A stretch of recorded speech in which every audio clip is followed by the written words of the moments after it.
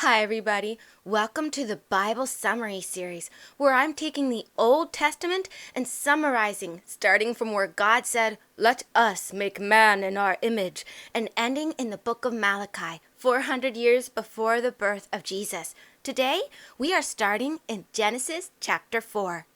After Adam and Eve were kicked out of the Garden of Eden, Adam knew his wife, and she gave birth to a baby boy who she named Cain. Later on, she gave birth to Abel.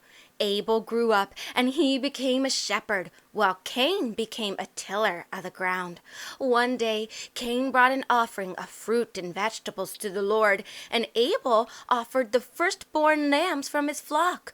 God was pleased with Abel's lambs, and he accepted his offering. But he didn't accept or have respect for Cain's. Because of this, Cain grew angry, and his countenance fell. And the Lord asked him, "Why are you angry, and why is your countenance fallen? If you do well, won't you be accepted? But if you don't do well, sin lies at your door. It wants to overpower you, but you need to subdue it and master it." But Cain didn't listen. One day, when he was in the field with his brother, he rose up against Abel, and he killed him. And the Lord asked him, "Where is Abel, your brother?" And Cain said, "I don't know. Am I my brother's keeper?" And God said, "What have you done? Your brother's blood cries unto me from the ground. And now you are cursed from the earth, which has opened her mouth to receive your brother's blood. When you till the land, it will not yield its fruit to you. You will be a fugitive and a vagabond on earth." And Cain said, "My punishment is greater than I can bear. You have driven me out, and one day everyone that finds me will kill me." So God placed a mark on Cain and declared that anyone who killed him would be cursed sevenfold. Then Cain left the presence of the Lord, and he moved to the land of Nod.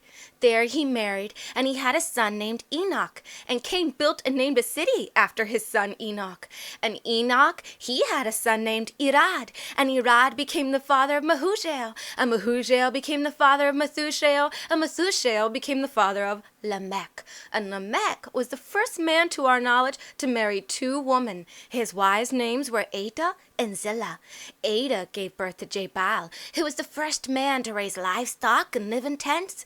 His brother's name was Jubal, and Jubal was the first who played the harp and flute.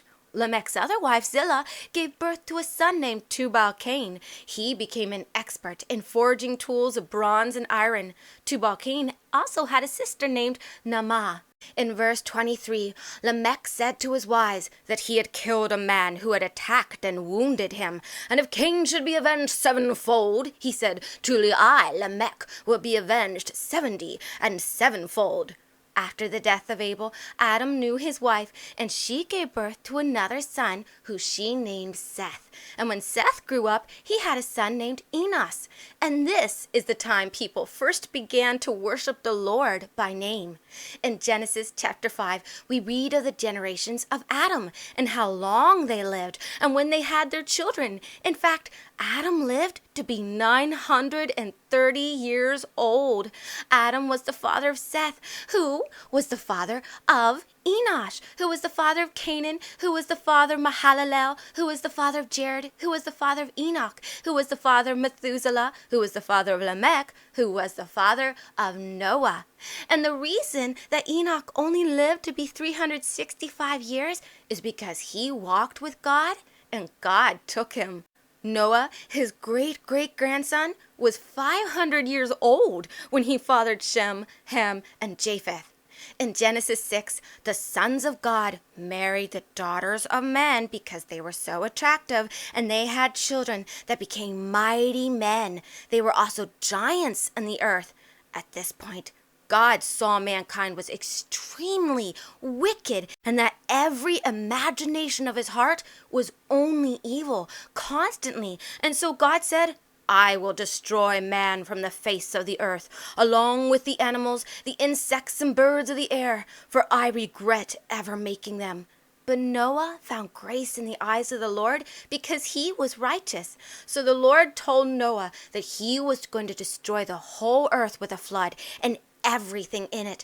Then he told Noah to build an ark according to his instructions and to take 2 of each animal, male and female, onto the boat, along with enough food to feed them. He was also to take 7 pairs of all the clean animals and 7 pairs of all the birds. And Noah, he did everything that God commanded him to.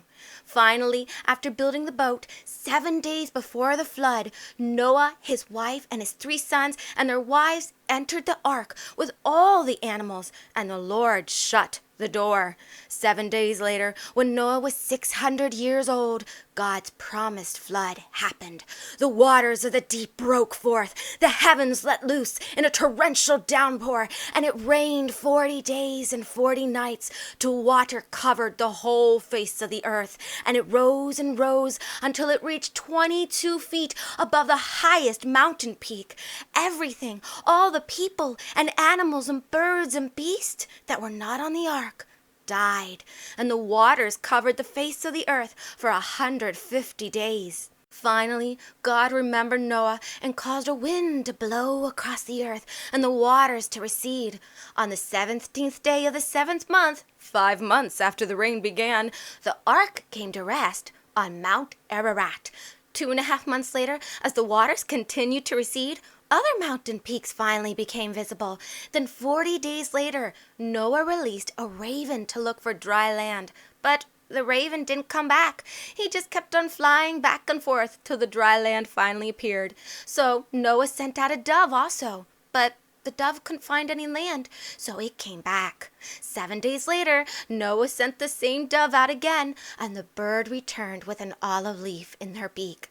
Once more, 7 days later, Noah sent the dove out yet again, and this time it didn't come back.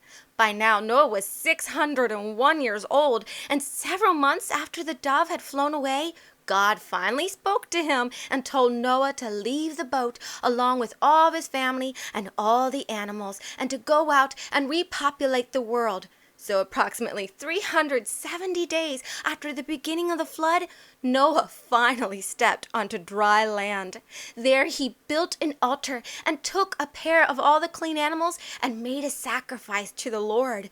In Genesis 8, verse 21, the Lord smelled the sweet fragrance of Noah's offering, and he said in his heart, I will not curse the ground any more for man's sake, even though the imagination of man's heart is evil from his youth, and I will never again destroy every living thing as I have done.